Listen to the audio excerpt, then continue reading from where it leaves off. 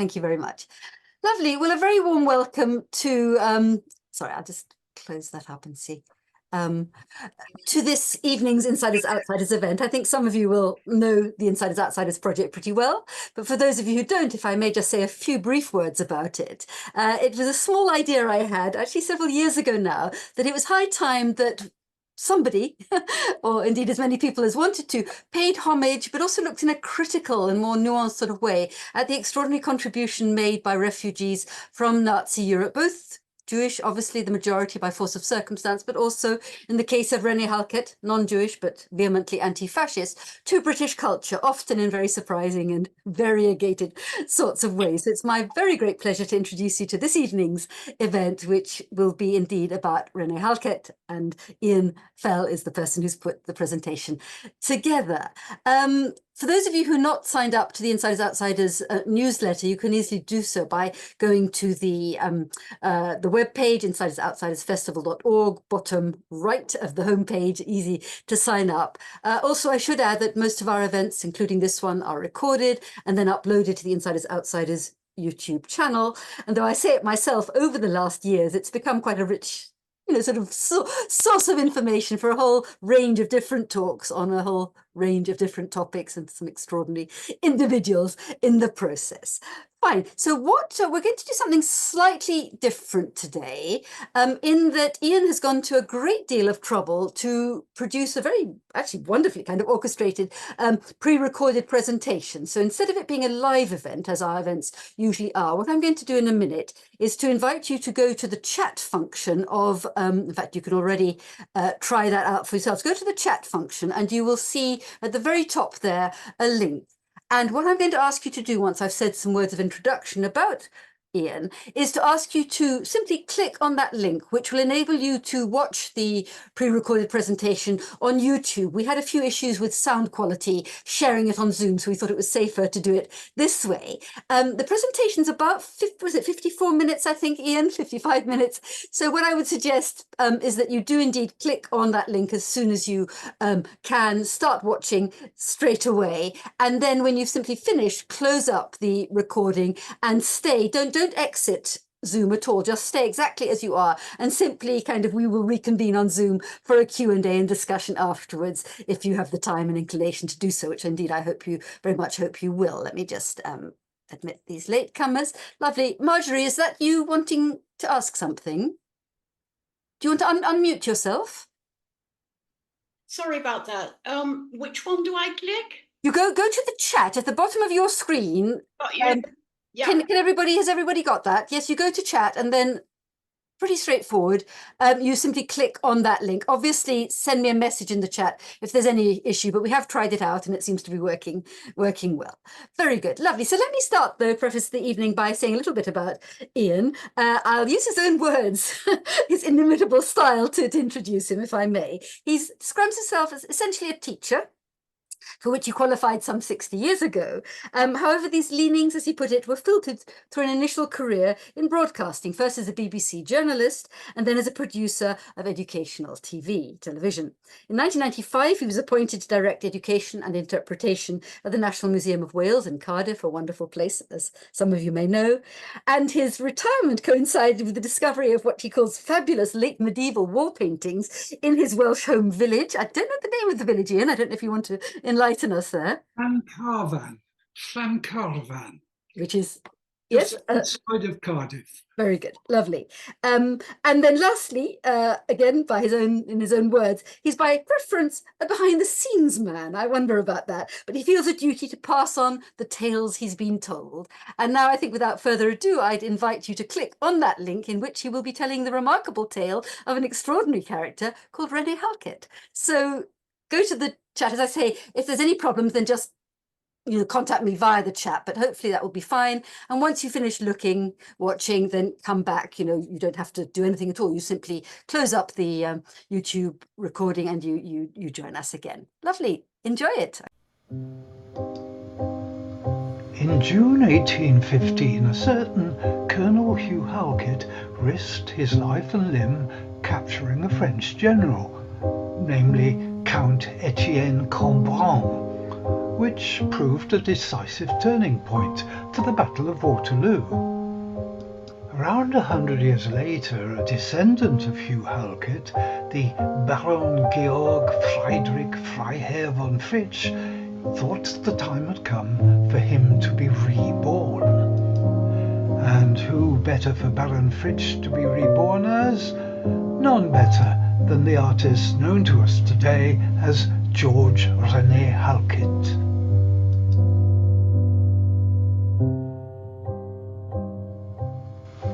Hello, my name's Ian Fell, and I'm telling this tale today because from 1968 to 1980 I worked as a journalist with the BBC in Plymouth. As a matter of fact, this year, 2024, we celebrated broadcast pioneers with the 100th anniversary of broadcasting from BBC Plymouth. And even back in our inventive days of broadcasting in the 70s, we were very privileged. Those were exciting times. There were fascinating interviewees to talk to in front of the camera, and equally fascinating interviewees to talk to over lunch in the canteen. And then there were some mysteries. There was this gentleman, quite hard to fathom, who travelled perhaps once a month on a country bus from Camelford in Cornwall. After lunch he'd then slip into the studio and record a broadcast which went off to the BBC German service. These were talks that were then duly broadcast in a hallowed slot under the title Briefhouse Cornwall, Letter from Cornwall. Well, it didn't take too long to learn that this enigmatic broadcaster was René Halkett. Most of us didn't speak German, and indeed René's musings on Cornish rural life, well, they did still seem a curiosity. We knew that these were elegantly turned broadcasts, but broadcast to Germany from Camelford in Cornwall? Well, gradually it sunk in that not only was René a notable Bauhaus artist, but that he was quite a polymath and was certainly worth listening to. He'd retired from London in 1967 and established himself and Hilde, his wife, in the house in Cornwall that he'd longed for so long. And there he began to tell the stories, the letters from Cornwall, that rapidly engaged such a significant group of followers in Germany.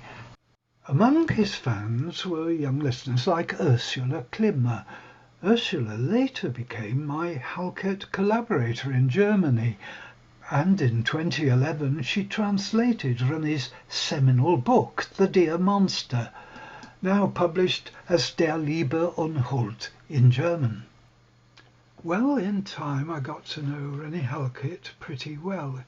He was 75, and I was a mere 32. Nevertheless, he trusted this youngster to settle down with hours of tapes and record a great deal of his autobiography.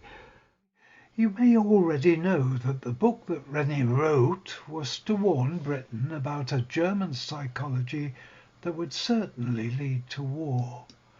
The Dear Monster was published in 1939 and was enabled by the remarkable Elmhurst of Dartington Hall, who invited René and Hilde into exile sanctuary.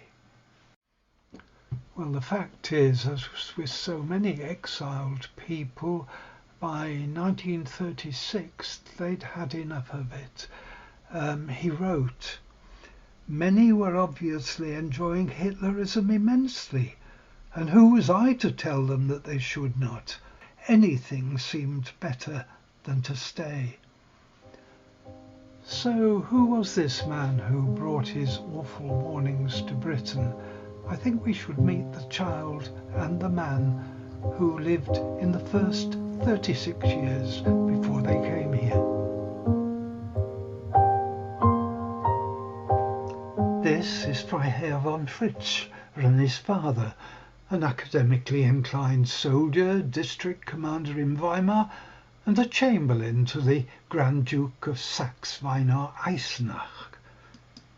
And this is the man who René's father served, His Royal Highness Wilhelm I, the last Grand Duke of Saxe-Weimar-Eisenach. He dominated a Weimar bristling with stately ritual. The ancient town of René's childhood was still not greatly changed from, in René's words, the grand old days of Goethe. I think, wrote René, that the whole town was a stage. We all were actors performing a play, lives in a residence. You know, this is Miss So-and-so in private life, but as long as you're playing Caesar, you believe her to be Cleopatra. Well, when the young Fritsch was tethered to be photographed, age 1 in 1901, he'd yet to decide whether he was Caesar or perhaps even Cleopatra, and it would take him 30-odd years before he could officially become René Halkett. But whether he knew it or not, he was setting forth on a lifetime of playing many roles, some of which were welcome, some of which he found painful to inhabit. However, one of the better theatres of life for his childhood imaginings was the family summer residence, the Hofschmitte. René described it as a merry sight. It looked like a toy castle with its embrasured tower and many-angled roofs. In those pre-First World War summers, René quite naturally became Black Heart, the knight on horseback, taking up toy arms against Black Arrow, his dear cousin and childhood combatant Adrian Freiherr van der Hoop. Sadly, though, this was Adrian by the end of World War I, and miserably in Hitler's war, the playful cousins found themselves in reality by the sword divided. Young Blackheart was close to his mother, Emily, born van der Hoop and 20 years younger than her husband. She blossomed as a perfect society hostess, and only in later years did René discover her extramarital affairs and her cocaine addiction. By the time René was 14, childhood disasters gave way to the First World War. This photograph is wartime evidence of René's education under the Royal Prussian Cadet Corps. René is the cadet showing his profile, next to his mother in the Red Cross uniform. René hated being in the Cadet Corps. It was a factory, he said, where the raw material, children, was put into a mould under tremendous pressure to be turned out by the hundred as the standard type of the Prussian lieutenant. It is true that consistently throughout his adult years, René greatly regretted that people continued to see him not as René the newborn man, but only the Prussian mould into which he was squeezed by the Cadet Corps. Finally, in March 1917, he did manage, as he put it, to desert to the front. He did actually briefly go to the Western Front, and then just after the war, he heard that his father had died of sepsis, and he gives accounts of a surreal journey from East Prussia, bringing his father's body back to the family mausoleum in Weimar. But we wonder how, before we leave childish stories, we wonder how his soul managed to escape the militaristic mechanics that had been drummed into him. Well, he discovered the Wandervogel. This picture shows Cadet Halkett playing an accordion. While the accordion seems hardly free as a bird, it has to symbolise René's romantic espousal of the Wandervogel philosophy, that of shaping one's life according to one's free will and being responsible only to one's own conscience. Sadly, René also saw, in time, that the Wandervogel's symbolism, marching to overthrow the strictures of the past, could also be stolen as trappings of the Nazi regime. Halkett regretted that, quotes, "this was nothing but the now flourishing practice of adopting the enemy's name and practices as a useful disguise." It was a strategy Halkett himself would employ professionally in later times. In the 18 ricocheting years between the end of World War I and René and Hilde's escape to Britain, there was nevertheless a continuum. Throughout his 83 years, said René, he could not repress his, quote, idiotic urge to put coloured dirt on flat surfaces. Halkett was always a painter. Not that René made any fortune, but the entanglement of his picaresque life and his way with coloured dirt does make for interesting collecting. Happily for us, his idiotic urge was quite compulsive. During all those days, including the worst of times, he says, I carried on painting. That was outside and somehow natural, like breathing. Perhaps seen in retrospect, it was a continuous attempt to create my own reality. Or, of course, unreality. This painting is said to be a mythological scene. And while it is fanciful to suggest that René mapped the zodiac of his life onto his art, we see no harm today in interlacing his biography with, so to speak, his cartography. Here then we briefly counterpoint the suns and moons of his early life with facets of his paintings. This is Halkett with grown-up Wandervogel in 1919. He'd run off to Frankfurt with his fiancée, Hilde, or Elizabeth Sabe. The other party-goers were writers, artists, journalists and theatre folk. That same year Halkett met the editor of Das Illustrierte Blatt, a national newspaper published in Frankfurt. The editor asked him, "Can you write?" And Halkett was soon hacking out regular short journalistic articles. In 1919 too, he also signed up to study philosophy at the University of Gießen, and then in Heidelberg, seen here. René's sober thinking of 1921 was enriched by hearing on this man's first visit to Germany the poet, painter and wise man from the East, Rabindranath Tagore. You'll remember in passing that Tagore also influenced the thinking which shaped Dartington Hall, where the Halketts ended up in 1936. Halkett managed to continue to write for several publications. He didn't see journalism as his profession, but he was determined to write about things he thought worthwhile. As long as I have enough time for my work, he said. The work, of course, being art. A lucky move occurred when Halkett found himself, ironically, as landlord to this significant self-portraitist. This is Freiherr, who was master of shape at the Weimar Bauhaus. His family had become tenants of the mansion which Baron René had inherited, but under Republican rules our Baron could not live there. Remember, aristocracy was in theory abolished.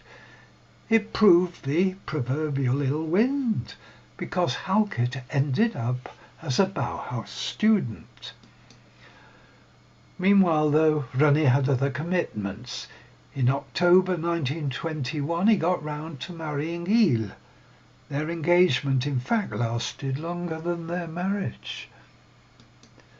Now, Halkett's gymnastic teacher at Gießen University happened to be a former member of the Loheland School of Dancing, a community of some 80 female mystics.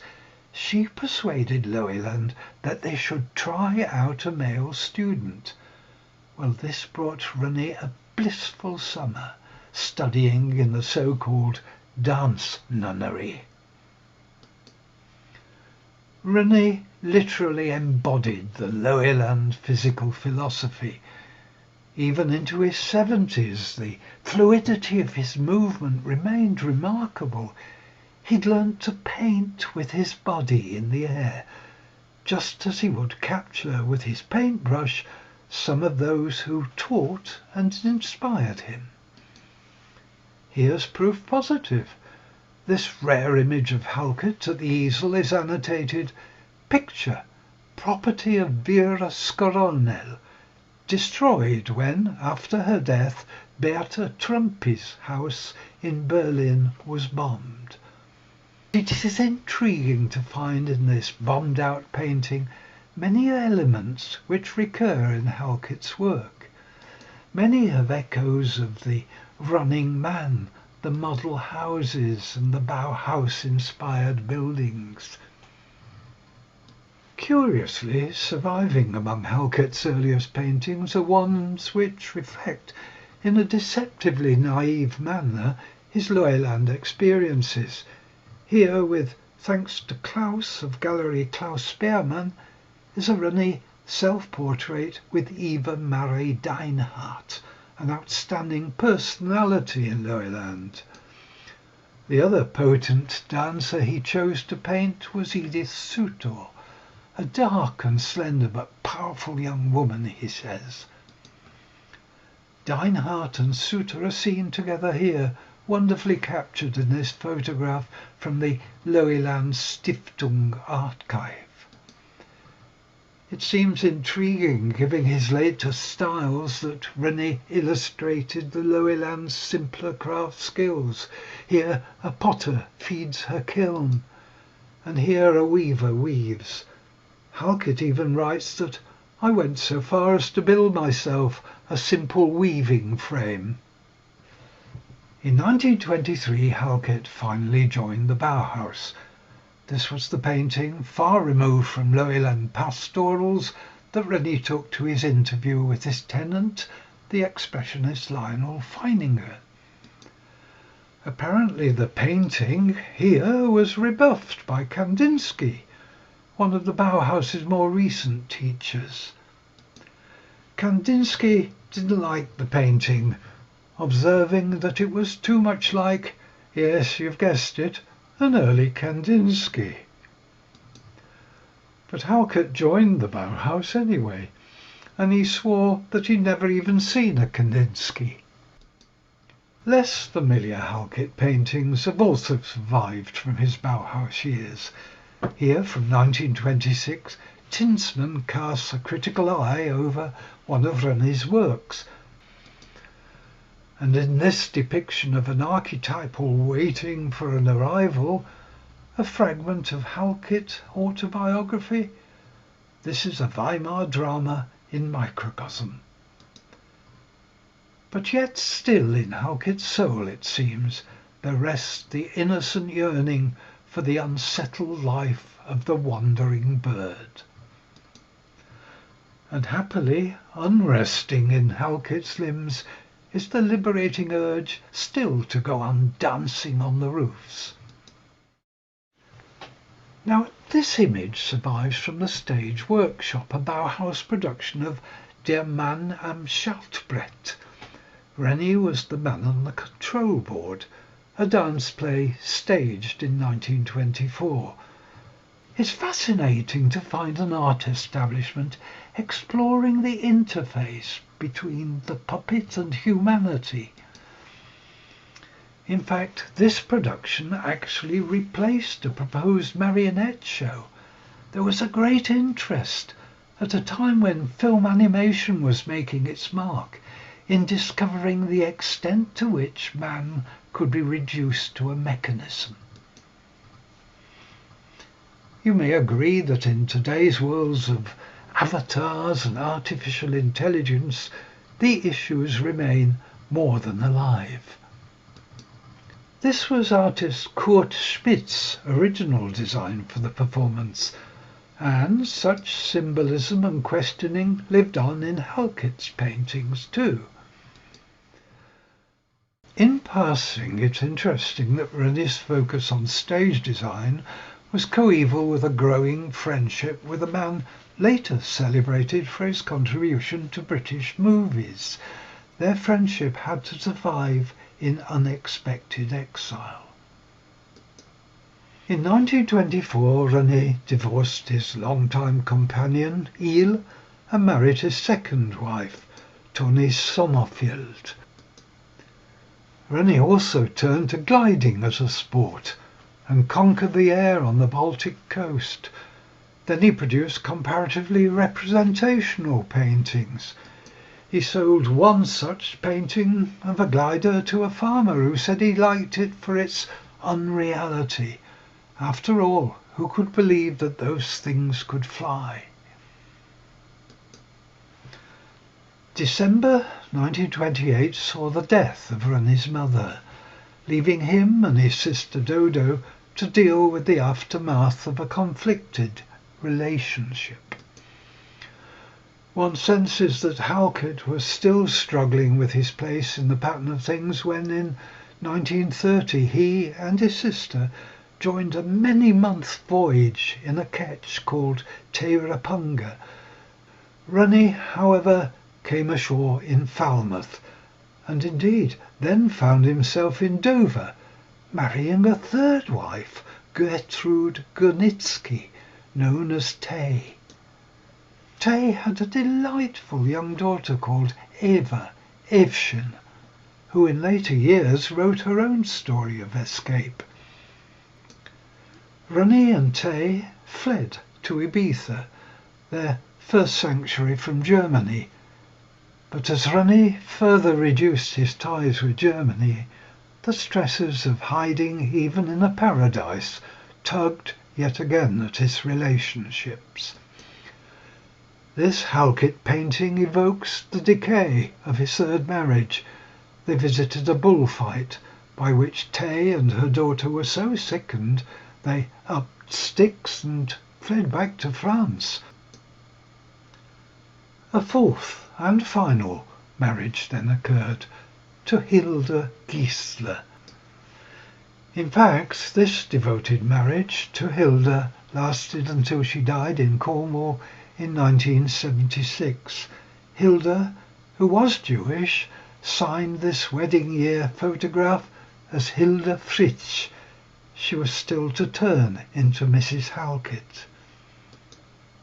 It would seem that for Hilde and René, the bond brought about by escaping together from Hitler was to prove life everlasting.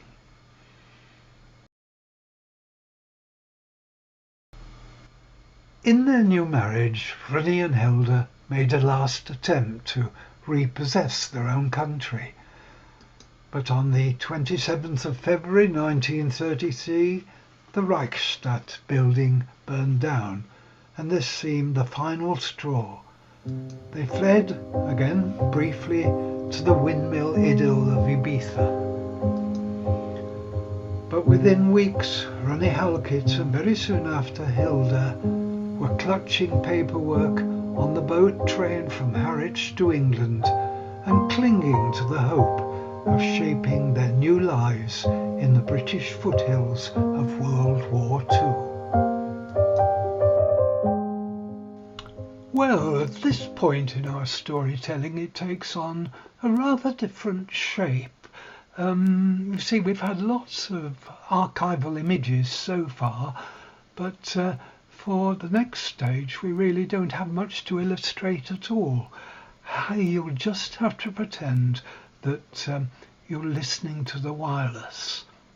No, we're not quite so technologically ancient as this picture, but I would like you to hear some of our archive's large collection of recorded tapes.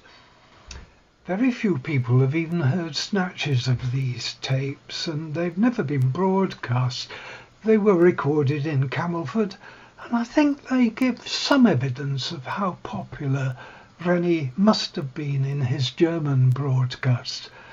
It must have been towards the end of 1938, when I just finished writing, probably, my book, The Dear Monster.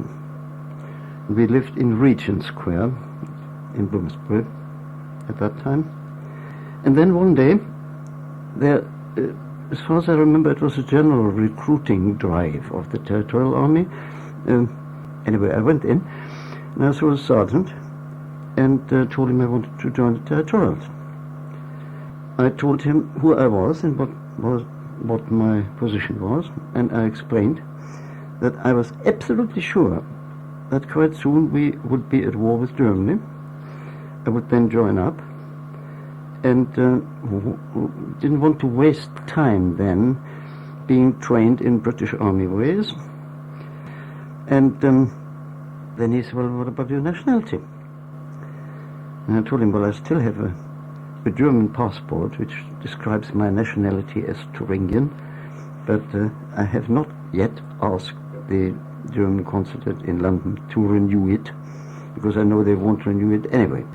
And then he came back and said, well, yes, we can't take you now, but as soon as war does break out, the situation will be different and we can take you. We shall then call you up. In February, I joined ARP, and I went through the gas drill and all kinds of things. I got a diploma that I was trained to fit gas masks and render first aid in case of gas poisoning, all this kind of nonsense. And I also fitted hundreds and hundreds of people in some little village hall somewhere in London, including some nuns who refused to take off their veils, but I found then a woman, it was possible, who to take off the veil to be fitted by a woman.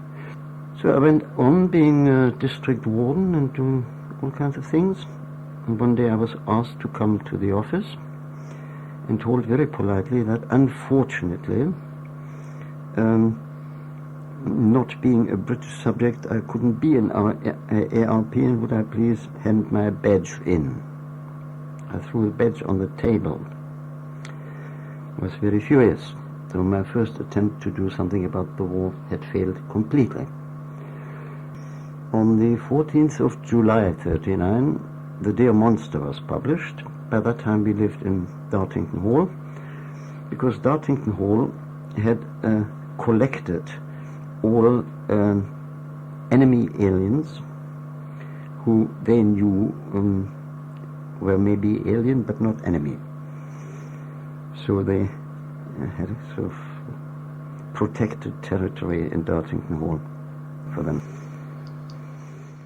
René genuinely believed he could protect this privilege and contribute to thwarting Hitler by signing up and bringing his skills to the British Army. His piece of paper said he was exempt from internment until further orders. Exempt from internment? Well, certainly the publication of this warning to Britain seems to have brought not just a profile for René, but a degree of respect. His telling, monstrous tale did receive a wealth of favourable reviews and interesting reactions. Why do we get on so well with the Germans and so badly with Germany? These were not experiences witnessed by an outsider, but experiences lived through by the writer himself. His parents seem to have foreseen the dangerous developments implicit in the Wandervogel. A rambling autobiography, pleasing, thoughtful, and cultivated. In short, there was perhaps an unanticipated degree of recognition in the adopted land that he was anxious to fight for. Even if in this photograph, which represented, he felt, the Prussian aristocratic archetype about which he claimed to have had conflicted feelings. And, of course, wrapped around the Halketts there was the cultural and social diversity of Dartington.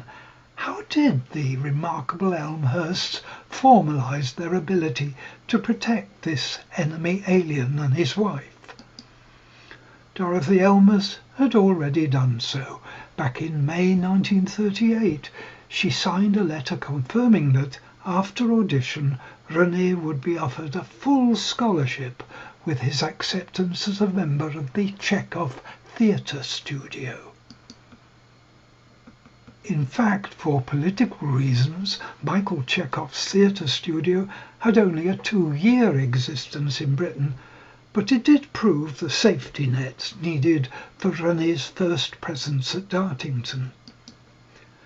We, in fact, have as yet little visual evidence from René's presence in the Chekhov team, nor yet do we know who were the fellow players, performers, seen here in this one surviving photo of René in a garden gathering.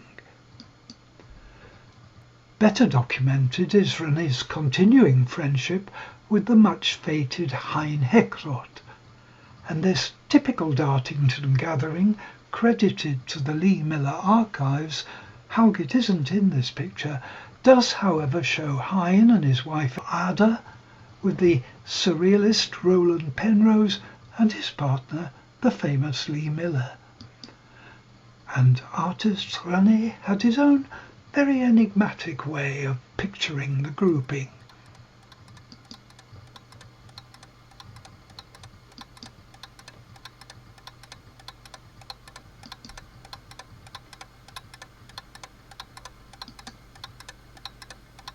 One has to wonder, as war closed in, what was the symbolism of René's broken snare? Then the war did break out,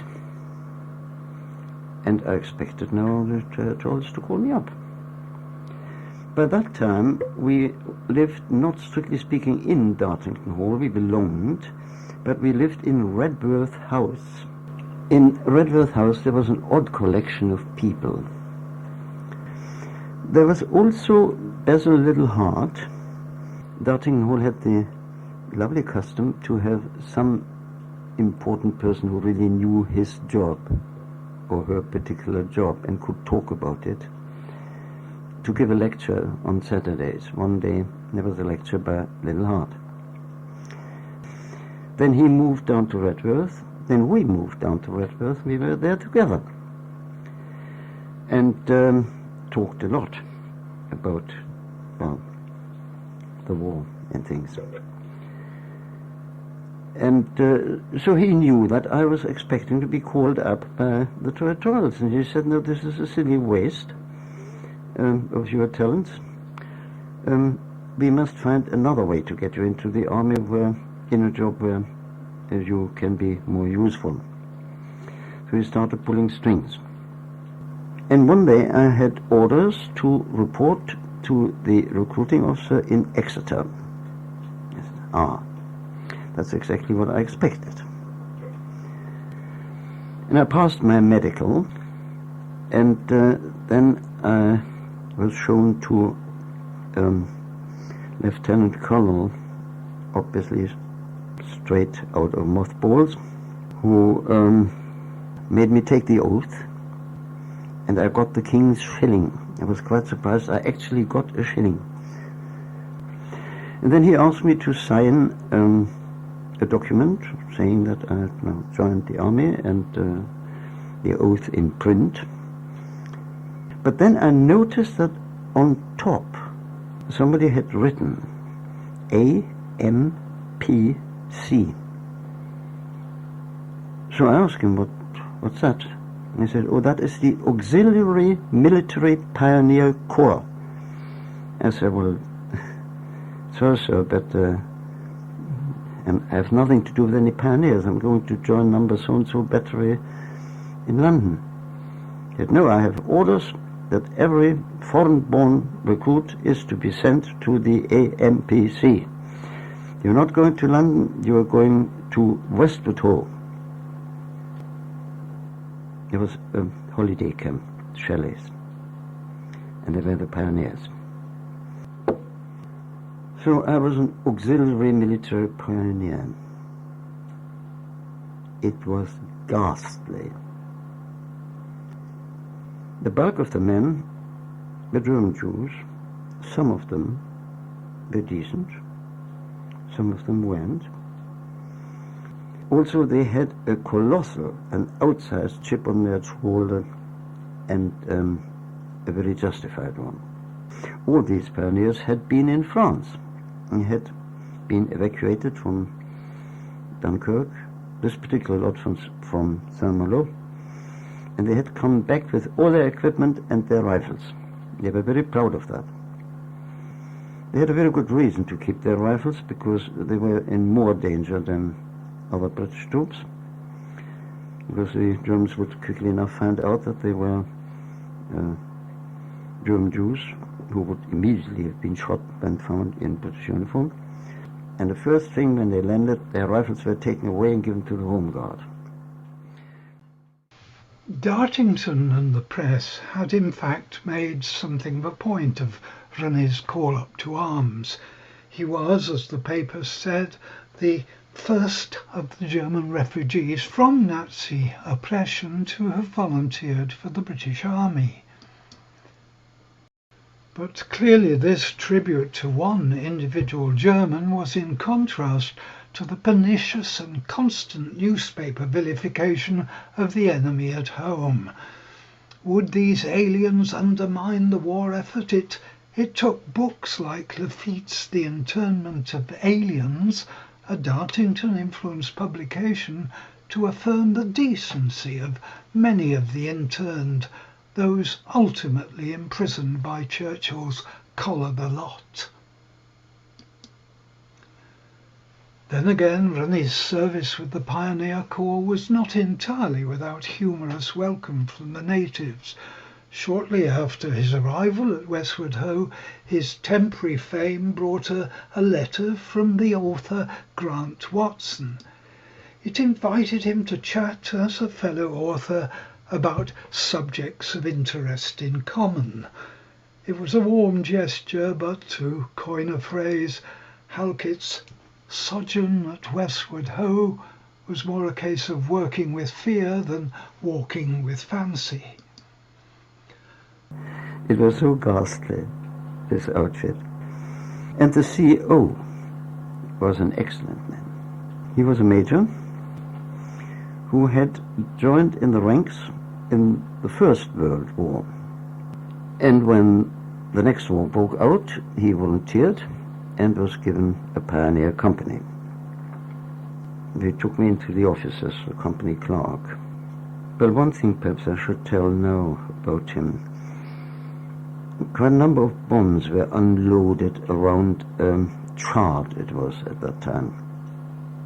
And the company, they volunteered to do bomb disposal. And they started digging up bombs. And one day, somebody came and reported they dug up an enormous bomb that had gone sideways underneath the main road and really had to be disposed of. But the Royal Engineer expert who should defuse it said he couldn't defuse that one. It was a very odd kind of fuse. So the CEO went down, I went with him, and he looked at that fuse and said, no, I haven't the faintest idea, that's something entirely new, but I know exactly the men who would know. And they said, oh, well, unfortunately, no, you can't talk to him. He has just been killed a day or two ago, trying to defuse an odd type of fuse, new thing. We don't know what to do with it. So the CO went back and defused the bomb.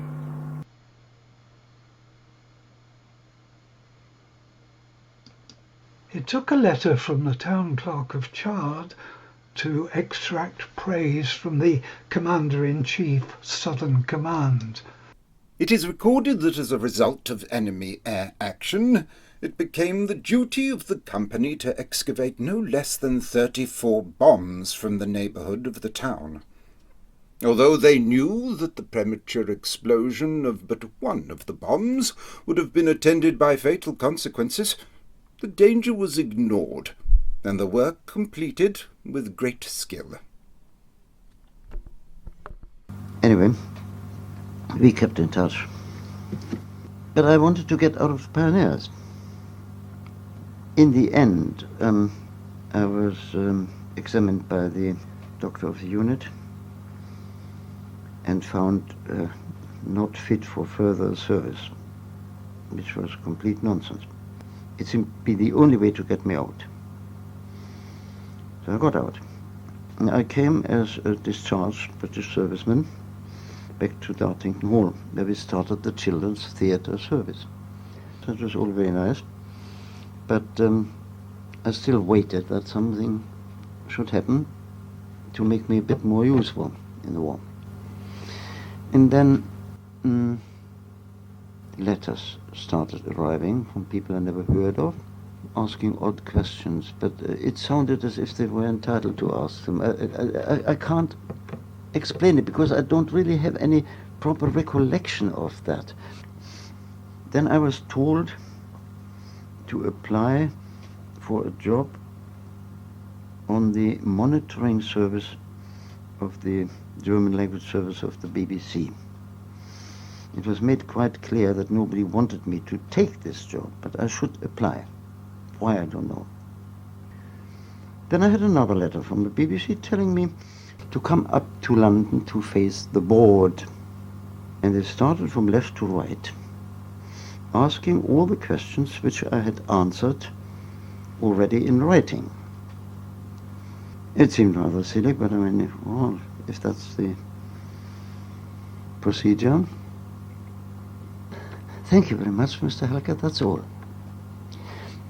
So I said, well, in the letter it says I should come prepared to start work immediately. Did we advertise? They all looked at each other. And then came another mysterious letter, inviting me to come to Bush House, go to the 7th floor, room number so-and-so. And on one table sat a man who looked like a bruiser, shirt sleeves, with a beard, big man, terrific muscles. It was really frightening.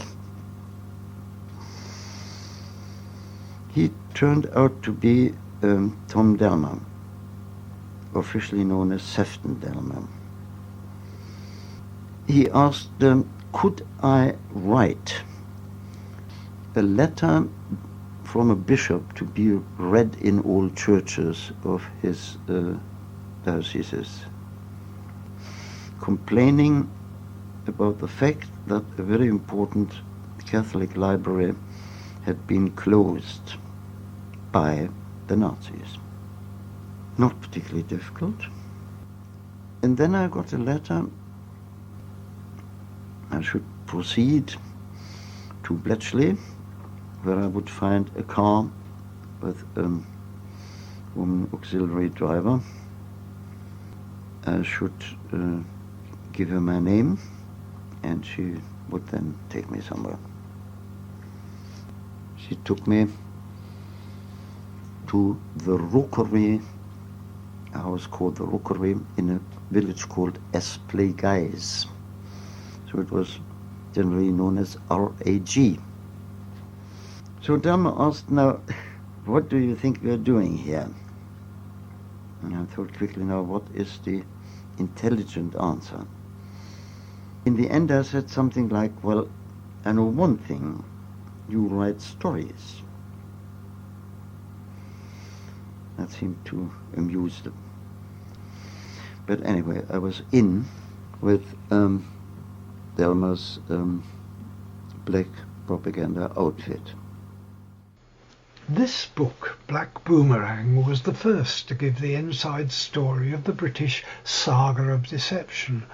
Sefton Delma published it as early as 1962, and such were Delma's complex leanings that, well, in the view of René Halkett, Delma could not resist using black propaganda even in his description of his former colleagues. For instance, René's own copy of Black Boomerang is uncomfortably annotated with correction and resentment.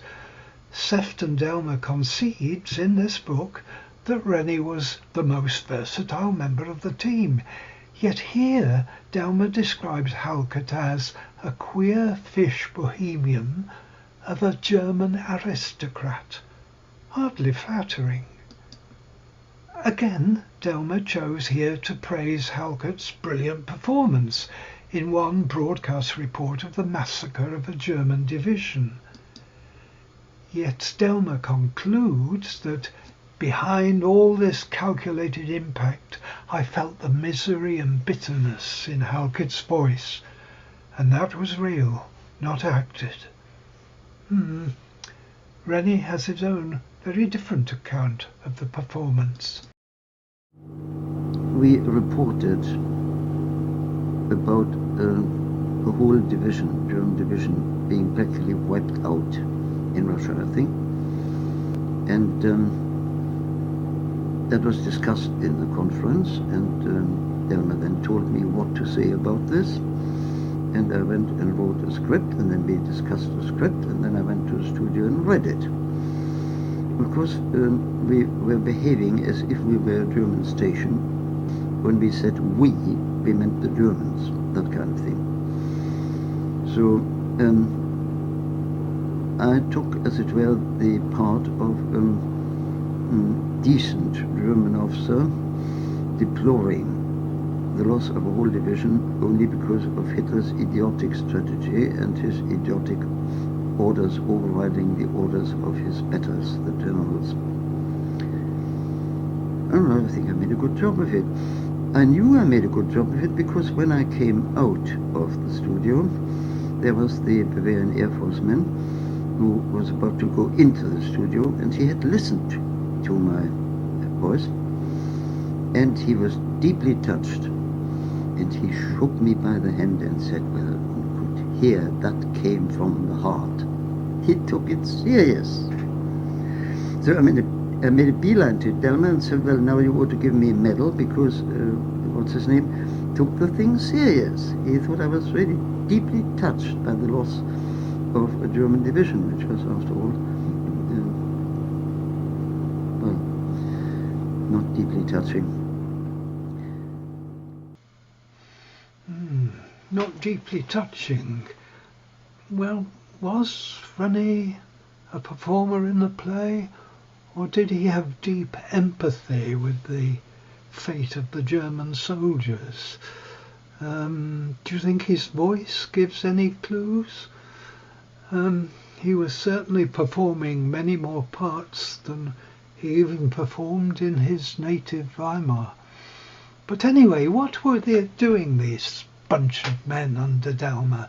They were pretending to be a group of subversive soldiers, perhaps, somewhere hidden away, somewhere in Germany, and broadcasting the truth.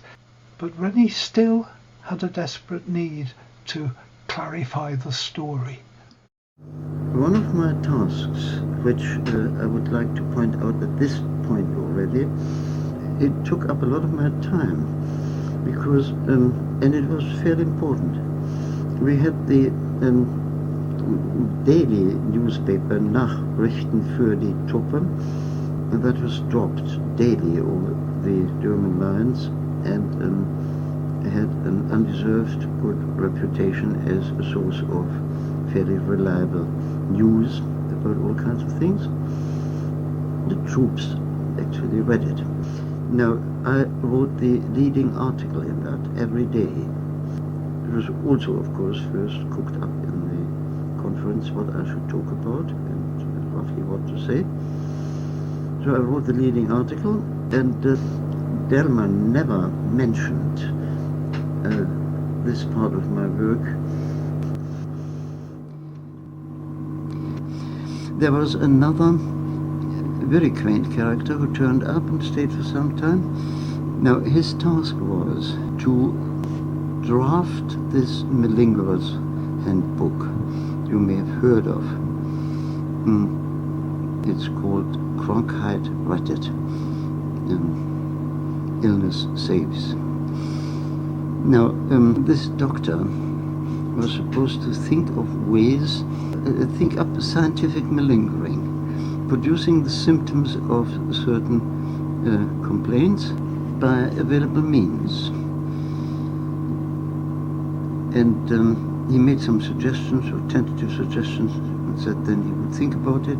We did get a list of illnesses and things that could be produced. For instance, you could paralyze your arm by exerting pressure overnight on the proper nerve. You could also use plants that were readily available, like foxglove, for instance, and it's all in that book. But the point was that some of these things were a bit unpleasant, and the sergeant had volunteered to try them all out. But when he saw what he had to do, he got cold feet and backed out, so I went through the whole lot. Simulated every illness that could possibly be simulated. I still have a scar on my left arm to show it from one of these things. And then, of course, the actual book had to be written. How to behave, the psychology of malingering, how to approach the medical officer, and this kind of thing. The eminent Canadian doctor promised to write all that and let us have the manuscript, but it never arrived. So in the end, Delma said, "Why don't you write it?" And I sat down and wrote it. I wrote every word of it. And I think it was already in print before we then got the manuscript by the Canadian doctor. This book was the ultimate boomerang Delma talks of. First of all, one bag was dropped by mistake in this country from a plane full of these books. Then very soon a French translation appeared, then an English translation. And which army in the world is without malingerers? So it was a very successful book, but not quite as Delma hoped it would be. Well, one thing is clear. When it came to René's wartime contributions, he was never a malingerer. But of course one inevitably wonders where, in the morass of variable tale-tellings, one can really find the truth. At least one fact survives in print. René was quickly naturalised in January 1946, becoming at last the British citizen he wished to be. In this list of aliens, it seems he is still technically Albrecht Georg Friedrich Freiherr von Fritsch. He might now be British, but among his many roles in life, bureaucracy still remains ungenerously reluctant to let him be totally René.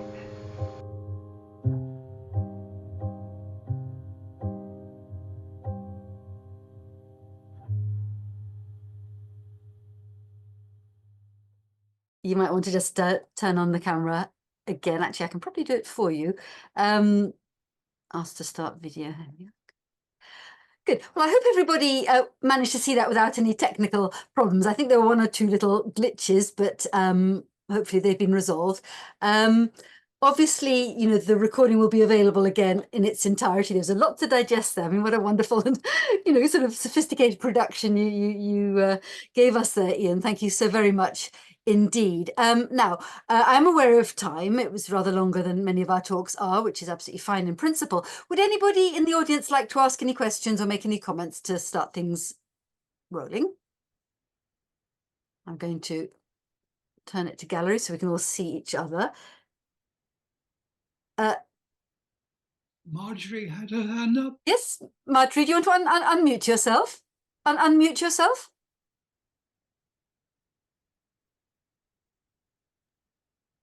Well, firstly, may I say congratulations on such a fascinating little cameo of behind the scenes of what one of these wonderful people contribute to our safety today. And I'm very intrigued by it.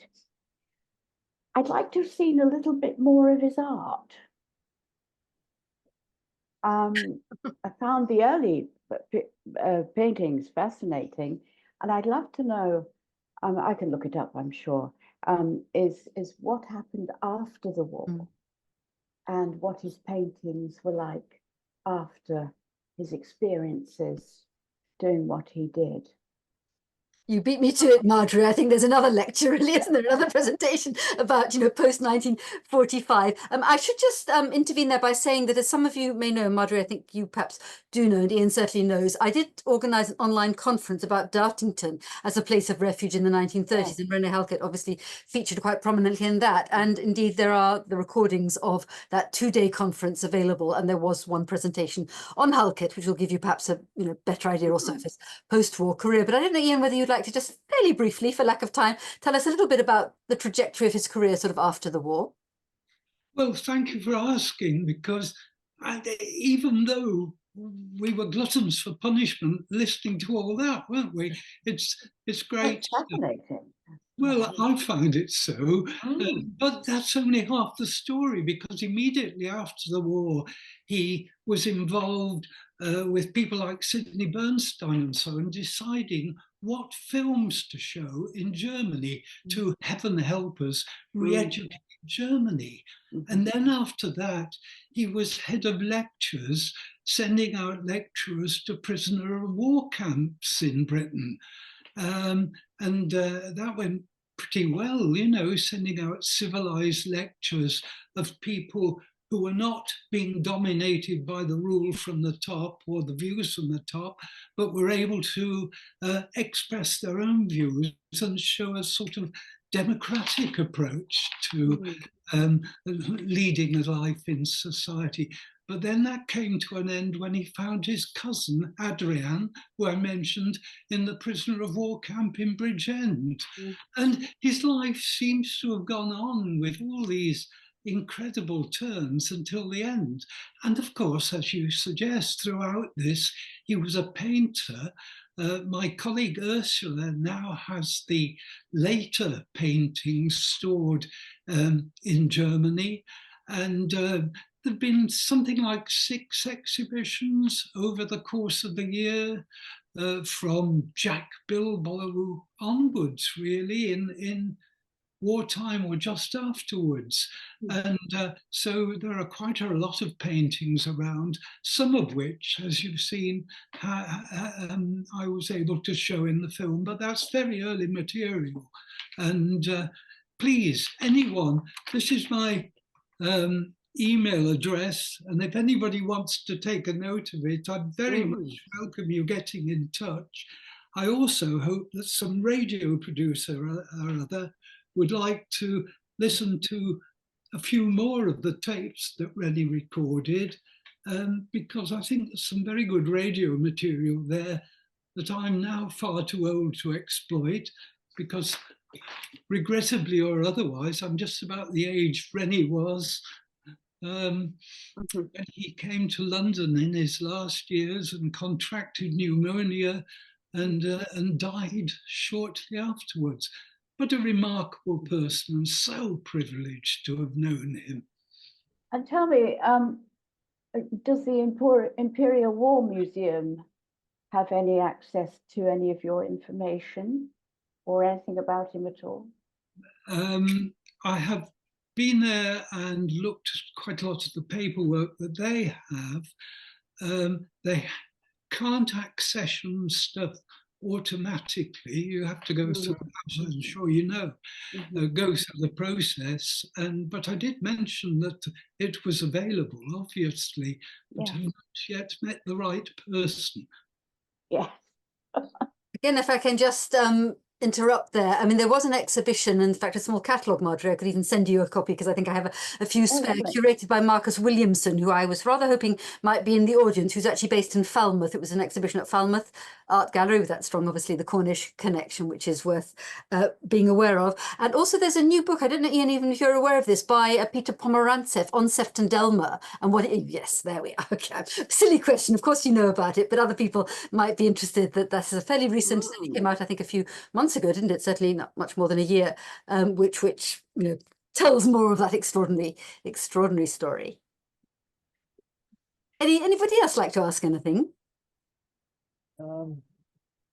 Edward, is that Yes, I'm terribly sorry, but I had to attend belated after booking this a 17th century seminar, which is only just finished. I tried to get in halfway through, but I couldn't get into yours.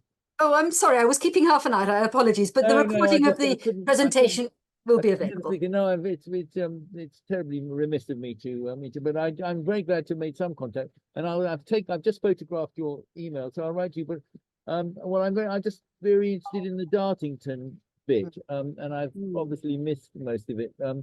But I'm actually mainly interested on behalf of Gerald Edwards, who was down there at the same sort of period, and was and in fact had his children adopted when his marriage broke up. Had his children adopted by the Elmhursts. This is G.B. Edwards, who's the author of the Book of Ebenezer LePage, which I eventually got published. He left me the manuscript, and I got it published. And it's a novel, a fictional autobiography about Guernsey, as it happens. But he was him and his wife, very close to the Elmhursts, and he performed plays in Dartington and so on. And he was also very interested in the Jewish community there, well, in London and elsewhere.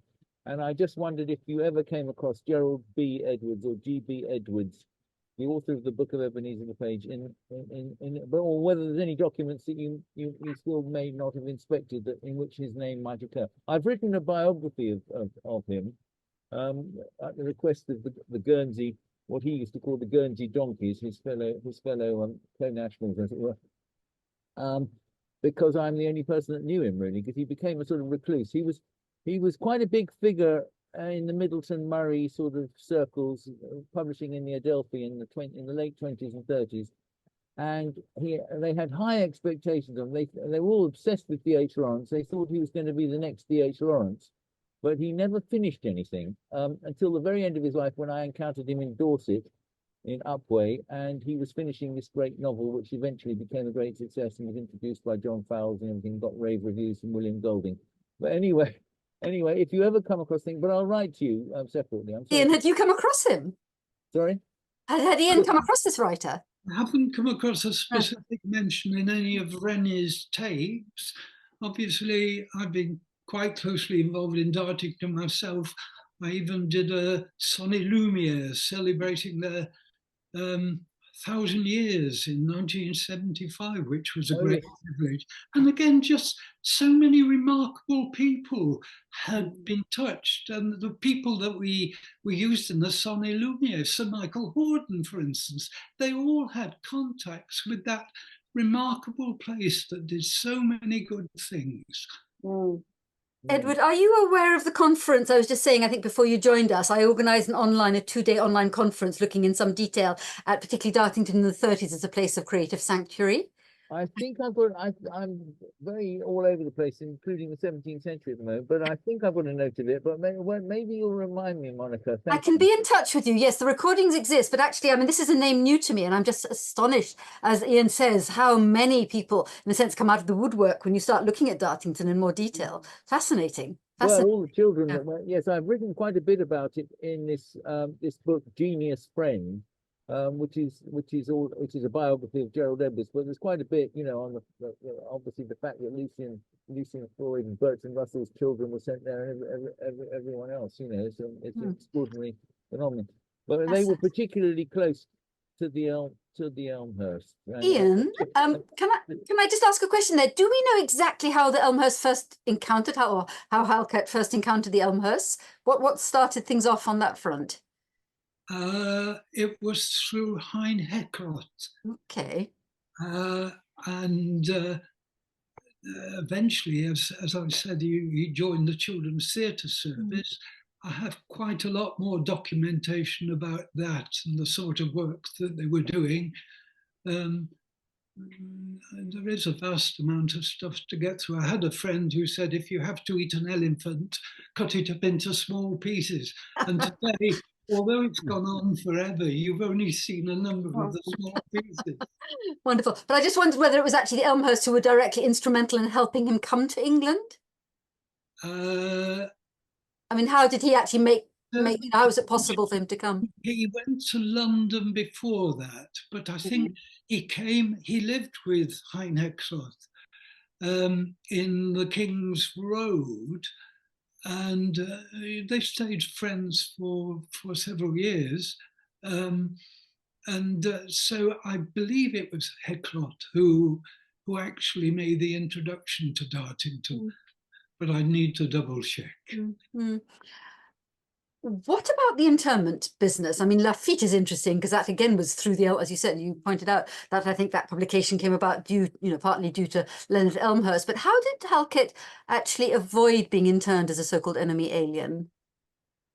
I don't think you touched on that. He's signing up, essentially. That piece of paper. Yes, Pioneer. Yeah. The Pioneer Corps, but normally the people, people were interned, and no, he thought he was signing up to join the British Army in one form or another, and therefore registered himself good and early to that effect.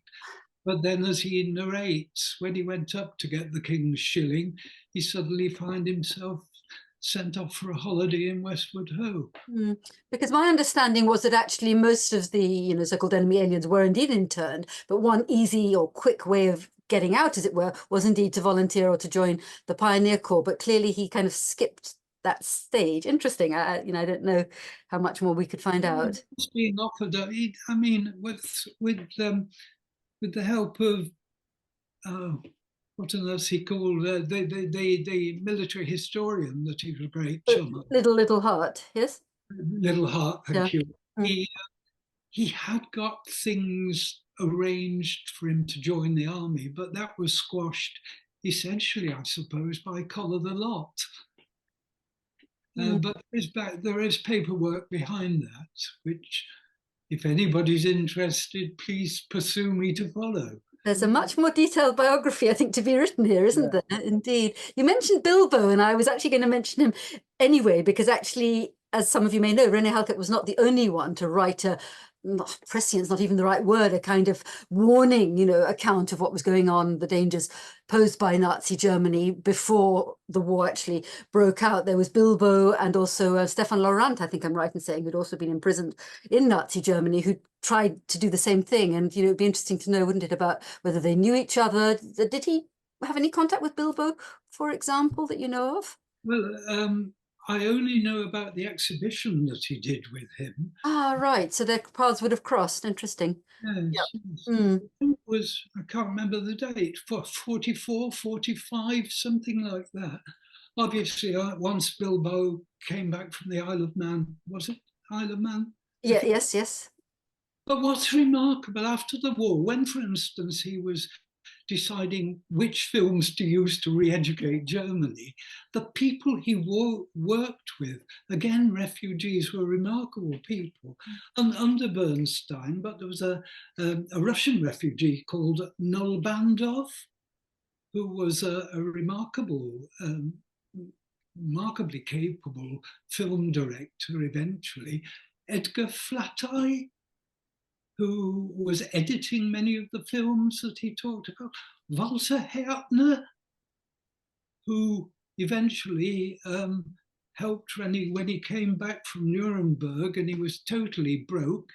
and he found Hertner in the street somewhere near Bush House, and it basically didn't have sixpence to spend, and Hertner took him into Bush House and let him join a reading session of the BBC German service, and that's really how he got into doing all his many broadcasts on the German service. But there's name after name of refugees who worked with him before him, and then there was the mutual support. There's a lot to explore there. Ian, I came across a book recently, which was actually published a few years ago, but I hadn't come across it, about precisely the German service of the BBC during the war by somebody at Exeter University with an interesting name, something Vike Plock, I think is her name. I don't know if you've come across that, but I haven't seen the book yet, but I wonder to what extent Halkett features in that. As you say, there's this extraordinary richness of material, isn't there, still to be probed further. Does anybody else, I'm looking at the time, would anybody else like to ask anything? Some of you are still invisible. What about the relationship between Halkett and Penrose and Lee Miller? Because that's an intriguing one. What else do we know? It remains intriguing. Yes, it came to a bad end at some stage or other, not with Lee, but with Penrose. Penrose thought that René had said something dubious about Lee, and they fell out at some stage. Right, interesting. So that wasn't sustained, but obviously we're hearing more and more about Lee Miller. I haven't seen this new film, have you? I have. It's certainly worth seeing. It's had mixed reviews, but I thought it was very compelling, actually, and engaging. Indeed, indeed. How interesting. Anybody else? Sorry, we mustn't hog the conversation. I've just found one name, which was a great a bosom pal of Gerald Edwards, but it's a bit early. It's 1930, but it's Solomon Ben Simon, which I remember was from him talking about him, was his very close friend who acted in this play at Dartington. But it's in 1930, so it's a bit earlier than your maybe. Interesting. They were such a cultural catalyst, and also set the agenda for so many exploration, not just of the arts, but the civilized world after. It's remarkable. I should just add that I have actually been trying to find a publisher to, sort of produce a book based on the papers given at the conference. Haven't had any luck so far because people seem to feel it's too niche, although it's clearly, as you have just said, it's not. But I've secured the interest of a journal, it's called British Art Studies. It's a fairly specialist journal to do a special issue, which I'm going to pursue in the not too distant future. But if anybody thinks or knows of a more general publisher that might be interested in a proper book, as it were, please let me know.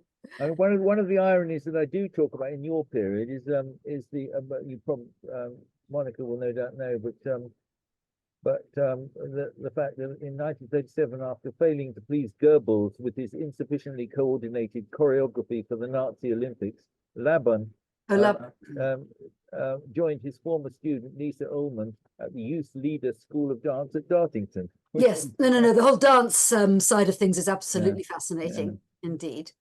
I suspect we could be here all night, but let's leave it at that for the moment. You know how to get hold of Ian if you would like to, and likewise me at the Insiders Outsiders website given online. Thank you very much, all of you, for being here. Please spread the word. The recording will be available in the next week or so, certainly on the Outsiders YouTube channel. I'm sorry if some of you had problems. Thank you for the opportunity, and congratulate you on your amazing initiative, which I think is so important. Thank you. It's tapped a much richer seam than I could ever have imagined. As I say, it was a small idea that got big, so I'm more than delighted, and thank you so much. Good. So keep in touch, everybody, I hope. And thank you for being here. And Ian, thank you ever so much. That was really wonderful. Thank you so much. And good night. Good night. Good night. Glad I caught the end of it. Bye. Good night.